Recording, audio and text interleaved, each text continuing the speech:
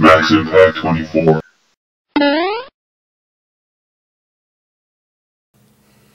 Hey everyone, it's Will from the Max Impact 24 channel.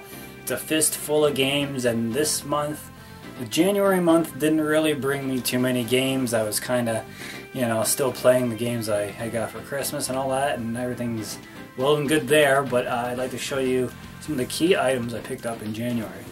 So to start things off, the only Game Boy Advance game I got, and a good one though, Final Fantasy IV Advance. I heard from my buddy that in this game you get like an extra dungeon, and you can actually utilize a lot of the old characters that leave your party. You can actually bring them back into your party. So being as Final Fantasy II is my favorite, Final Fantasy IV in Japan, is my favorite RPG of all time, I wanted this in my GBA collection, and I'm really glad I did. I actually picked up a few manuals. The first one here is Mike Tyson's Punch-Out, which is missing a cover, but I couldn't resist. It was like 50 cents a piece, and I got three of these manuals, and they look really nice. And just flipping through, growing up I had Punch-Out, but never had the instruction manual with it. And I just love the little cartoony caricatures on every one of these instruction manuals. They're really cool. The other ones I got were Bubble Bobble and Pro Wrestling, and and I never had the instructions for Pro Wrestling either, but I love the little artwork section. Oh, it's so cool, and it shows you all the moves and all that. Oh, it's so cool. So I'm glad to have those into my collection. And Bubble Bobble, I still need to pick up that game. Moving on, I have 3 NES games to add to my growing collection back here. A game that's, I love the company, but I don't necessarily like this game. It's okay. It's Fester's Quest. It's kind of like a Zelda-esque. You're running around town trying to save, you're pretty much trying to save the city from, rampaging monsters and all that. It's got like I want to say a Zelda and a Blaster Master vibe going on. It's really tough. Like when you die, you gotta start all over again. There's a continue function, but it kicks you all the way back like to the very first area. It's very frustrating. I didn't like it, and the cover sucks.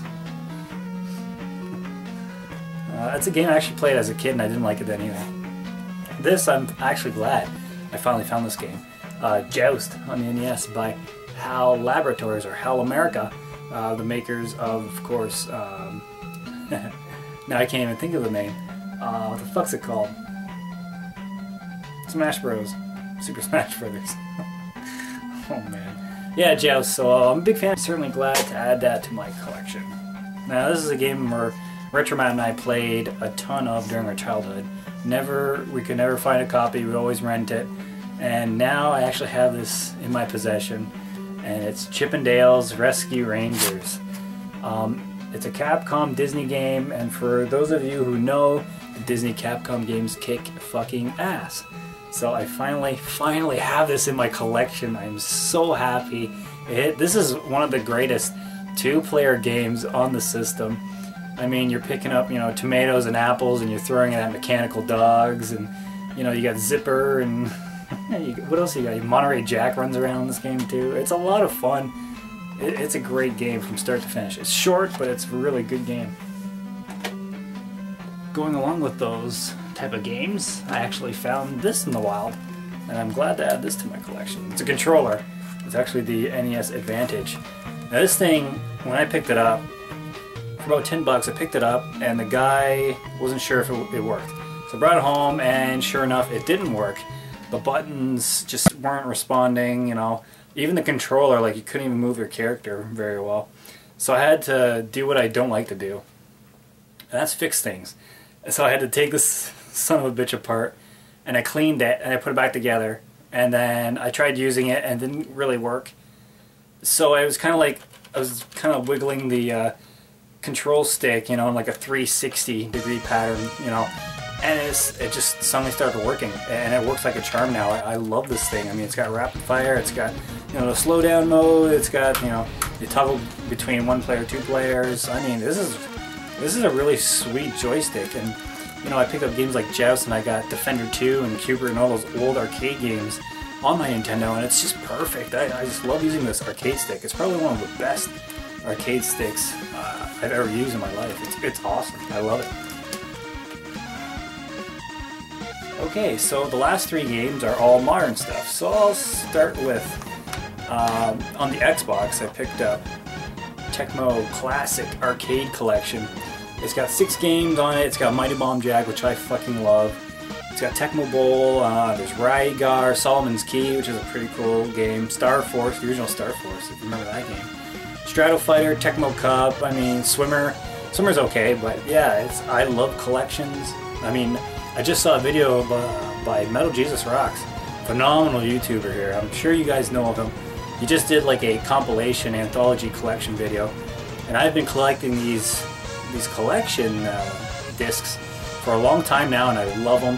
And I can't say, I can't say good enough things about these collections. I'm a sucker for them. Tecmo one is pretty good too. Next game, when I started playing this game, I was like, I don't think I like this game. But, and that's Splatterhouse. And I got this for like, I think like $8 at EB Games. And when I started it, it was tough. It was tough as nails, and I just couldn't wrap my head around this beat 'em up, this 3D beat 'em up. It even has actually 2D beat 'em up parts, aka like the old Splatterhouse 1, 2, and 3. They actually include those in here, but they have like the 2D beat 'em up side-scrolling areas, which is really cool.